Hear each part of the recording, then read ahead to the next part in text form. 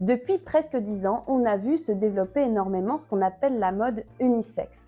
La plupart des grandes marques ont désormais des collections dans cette catégorie et il y a aussi plein de petites marques qui tentent de conquérir ce marché.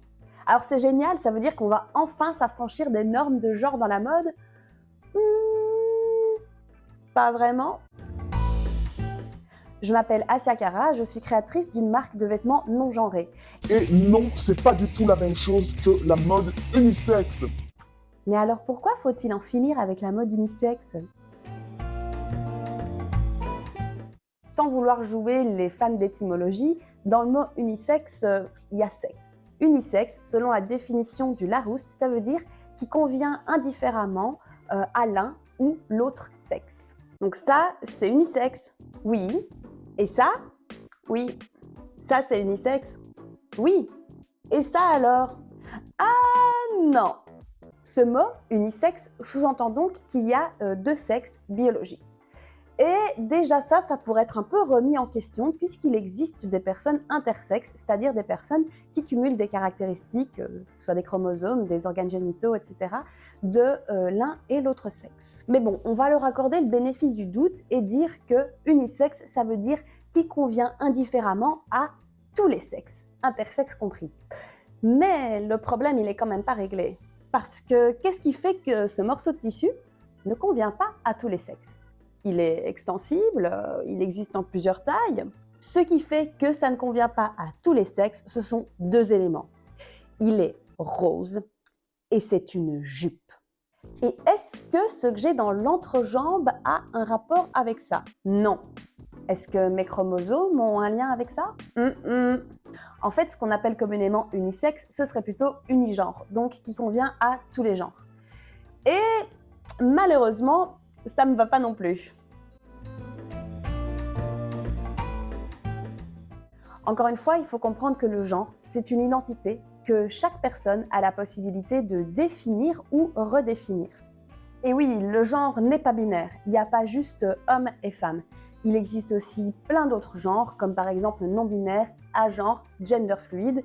Bref, il y en a au moins 52 et en réalité, il pourrait même y en avoir autant qu'il y a de personnes. Mais bon, encore une fois, par facilité, on va dire que unigenre, ça voudrait dire qui convient à l'ensemble des genres sur tout le spectre. N'empêche que je comprends toujours pas pourquoi ce morceau de tissu est unigenre ou unisexe et celui-là ne l'est pas. Ou plutôt si, je comprends très bien. C'est que la mode unisexe, elle ne questionne absolument pas les préjugés qu'on a sur les rapports de genre. La plupart des marques qui ont une collection unisexe ont d'ailleurs aussi une collection homme et une collection femme sur le côté. Et cette triade, en fait, ça traduit bien qu'elles sont remplies de stéréotypes de genre. Du type, les vêtements pour femmes, ça doit être coloré avec des froufrous et des paillettes.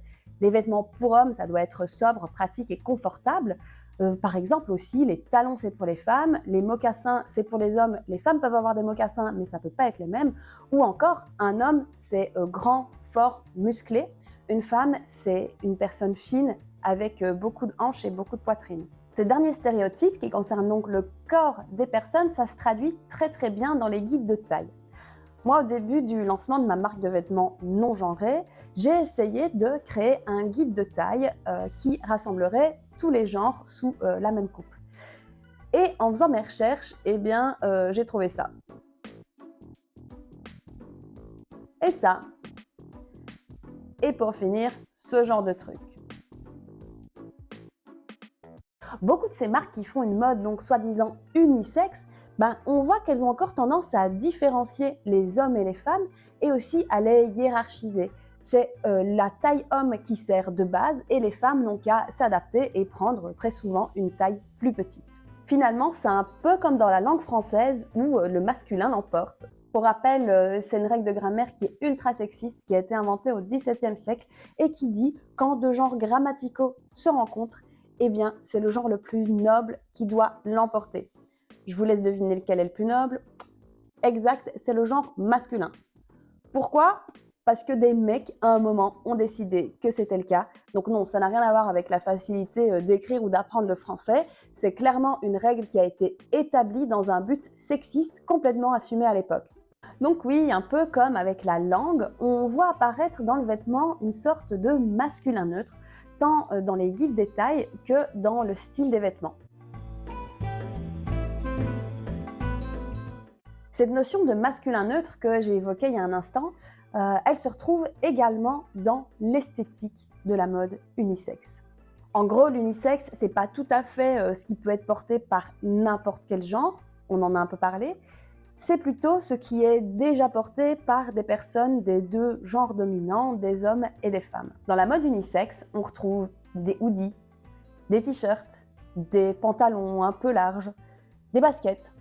Par contre, ce qu'on retrouve absolument pas du tout, c'est les éléments issus du vestiaire traditionnellement féminin, comme par exemple des talons, des paillettes, de la dentelle, des robes et des jupes. Et si c'est socialement accepté pour une femme de porter des vêtements traditionnellement masculins, mais que ça ne l'est pas pour un homme de porter des vêtements traditionnellement féminins, c'est pas un hasard. En fait, tout ce qu'il y a d'un peu fun dans la mode a longtemps été considéré comme frivole et futile, et donc féminin, parce qu'inférieur. Le masculin, en revanche, c'est pratique, confortable, sobre, donc sérieux, intelligent. Ces stéréotypes sont apparus pour la première fois au XVIe siècle avec la Réforme protestante, et ils n'ont fait que s'accentuer depuis. Et donc, lorsqu'une femme adopte les codes du vestiaire masculin, c'est un peu comme si elle s'élevait au rang des hommes. Alors que si un homme adopte les codes du vestiaire féminin, il redescend l'échelle sociale. C'est un peu la même chose en termes de couleurs. Alors aujourd'hui, les couleurs commencent un petit peu doucement à arriver dans le vestiaire masculin, très doucement, très gentiment. Et la mode unisexe, elle a un petit peu tendance à suivre exactement ce truc du vestiaire masculin, c'est-à-dire rester dans des tons au maximum neutres, des nuances de beige, des anthracites et des bleus marines, comme d'ailleurs le montrent très bien ces mèmes très célèbres. Alors bien sûr, comme partout et heureusement, il y a quelques exceptions, mais la tendance générale, elle reste quand même vachement boring. Ok, Asia, c'est bien beau de tout démonter, mais qu'est-ce qu'on peut proposer alors à la place ? Perso, ma réponse à cette mode faussement inclusive, qui, soyons honnêtes, est surtout une manière pour les grosses marques de surfer sur une vague et se faire encore un peu plus de thunes, eh bien ma réponse c'est le non-genré. Une mode non-genrée, c'est une mode qui sépare la notion de genre de la notion du vêtement et qui dit quel que soit ton genre, tu peux porter absolument ce que tu veux. Ça se traduit en proposant des vêtements hyper variés, issus à la fois des vestiaires historiquement masculins et historiquement féminins, donc ça veut dire aussi par exemple proposer des robes et des couleurs. Aussi, et peut-être surtout, c'est montrer des vêtements sur des corps hyper différents et pas uniquement sur ces fameuses silhouettes androgynes et très fines. Enfin, faire de la mode non genrée, c'est avant tout faire de la mode. Faire des vêtements qui sont intéressants, qui expriment quelque chose. Ne pas se contenter de faire les mêmes fringues que tout le monde, mais au contraire, utiliser sa créativité pour proposer des vêtements cool aux gens, quel que soit leur genre. Voilà, c'est tout pour cette première vidéo. Si ça vous plaît, sachez que j'en ferai sûrement plein d'autres, donc n'hésitez pas à liker, à commenter, avec peut-être vos idées, demandes, requests pour des prochaines vidéos sur les rapports entre genre et mode, et puis bien sûr à vous abonner. À très vite!